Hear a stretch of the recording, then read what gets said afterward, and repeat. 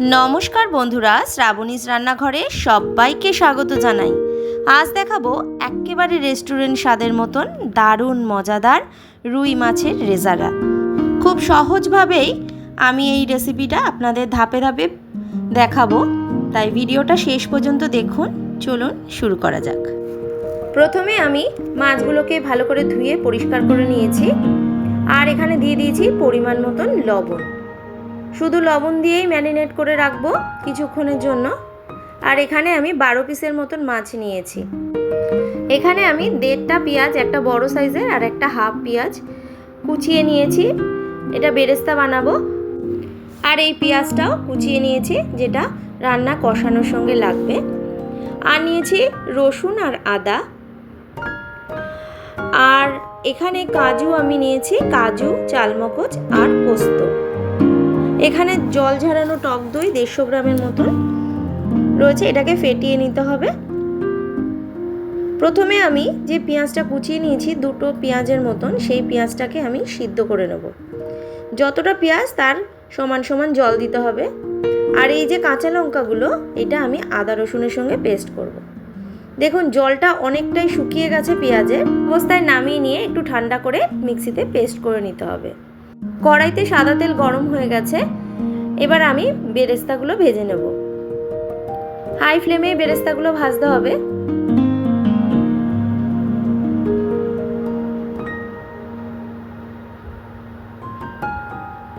দেখুন ভাজাটা অনেকটাই হয়ে গেছে, এবার আমি নামিয়ে নেব। এর থেকে বেশি ভাজলে তিতো হয়ে যায় পেঁয়াজ।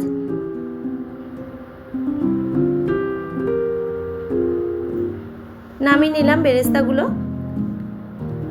এবার এই কড়াইয়ের ভিতরেই মাছগুলো ভেজে নেব, তাই আমি সামান্য পরিমাণে লবণ দিয়ে দিলাম, মাছগুলো যেন কড়াইতে না লেগে যায়। এবার আমি মাছগুলো দিয়ে দিলাম।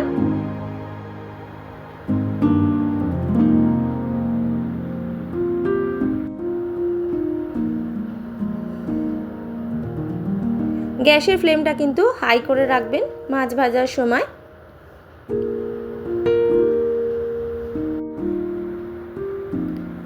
আলগা হাতে মাছগুলোকে উল্টিয়ে দিতে হবে।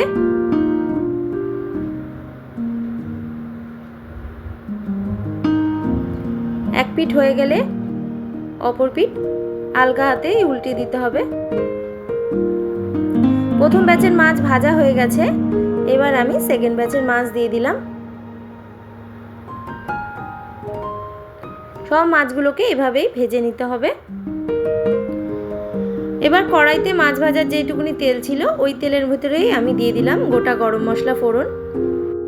দেখুন ফোড়ন থেকে সুন্দর গন্ধ বেরোতে শুরু করলে আমি যে পেঁয়াজটা সিদ্ধ করে ঠান্ডা করে বেটে নিয়েছিলাম, সেটা আমি দিয়ে দেবো কড়াইতে।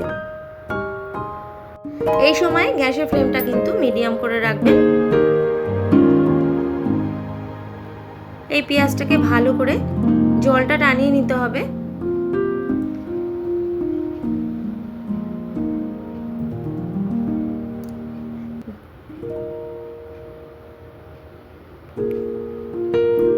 দেখুন অনেকটা জল টেনে গেছে। এই পর্যায়ে আমি দিয়ে দেবো আদা রসুনের পেস্টটা, আদা রসুন আর কাঁচা লঙ্কা।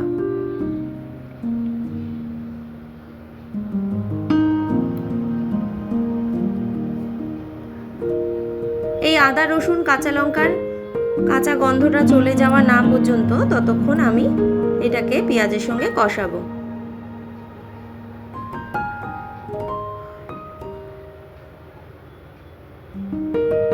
দেখুন তেল ছেড়ে দিয়েছে মশলা থেকে। এবার আমি দিয়ে দিলাম পরিমাণ মতন লবণ, আর দিয়ে দেবো জিরের গুঁড়ো। আমি এখানে 1 চামচের মতন জিরের গুঁড়ো দিয়েছি, আর 1 চামচের মতন ধনের গুঁড়ো দিয়েছি।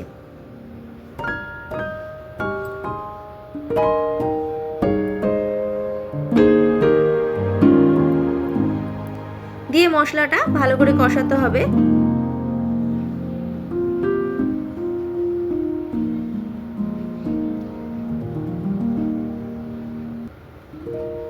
দেখুন মশলাটা অনেক কষানো হয়ে গেছে, এবার দিয়ে দিলাম কাজু, পোস্ত আর চালমগজ বাটার পেস্টটা। দিয়ে ভালো করে নাড়তে হবে। গ্যাসের ফ্লেমটা কিন্তু মিডিয়ামই করে রাখবেন, কারণ এখানে কাজু বাটা দেওয়া আছে।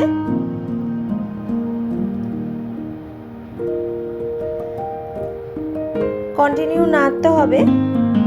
দেখুন তেল ছেড়ে দিয়েছে। এই সময় দিয়ে দিলাম ফেটানো টক দইটা।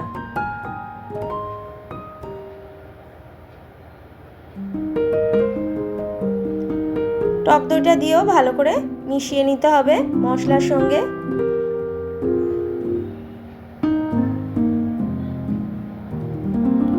আর টক দইটা অবশ্যই নর্মাল টেম্পারেচারে থাকতে হবে। ফ্রিজ থেকে বার করে টক দই ব্যবহার করবেন না।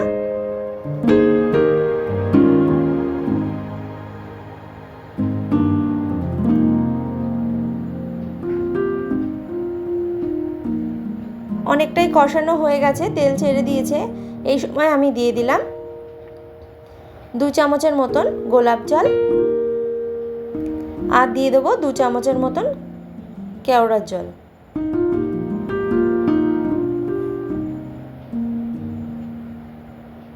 দিয়ে ভালো করে নেড়ে চেড়ে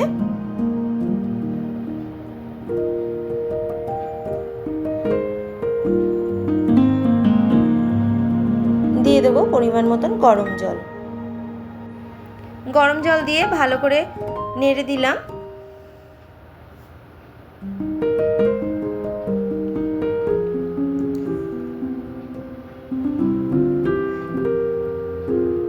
যেহেতু গরম জল ব্যবহার করেছি, ফুটতে আরম্ভ করে দিয়েছে। এই সময় আমি দিয়ে দেবো মাছগুলোকে।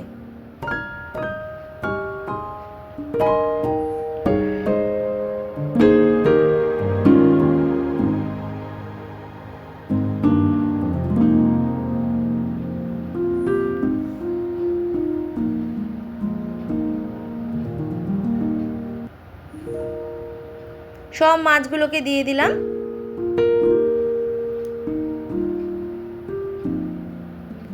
এবার দিয়ে দেব চেরা কাঁচা লঙ্কা।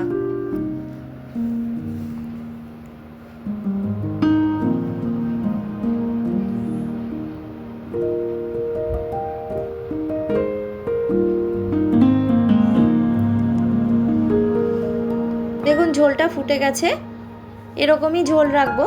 এই সময় আমি দিয়ে দেবো বেরেস্তা। বেরেস্তাগুলো ছড়িয়ে দিলাম, দিয়ে কিছুক্ষণ স্ট্যান্ডিং টাইমে রেখে আমি সার্ভ করব। আজকের এই রুই মাছের রেজালা রেসিপিটি আপনাদের কেমন লাগলো? যদি ভালো লেগে থাকে তাহলে ভিডিওটা একটু লাইক করবেন এবং কমেন্টে জানাবেন আপনাদের কেমন লাগলো। আর এমন আরও সুস্বাদু রেসিপি পেতে শ্রাবণীস রান্নাঘর চ্যানেলটিকে সাবস্ক্রাইব করবেন এবং বেল আইকনটা প্রেস করতে ভুলবেন না। আবার দেখা হবে নতুন একটা রেসিপি নিয়ে। ভালো থাকবেন, সুস্থ থাকবেন। ধন্যবাদ।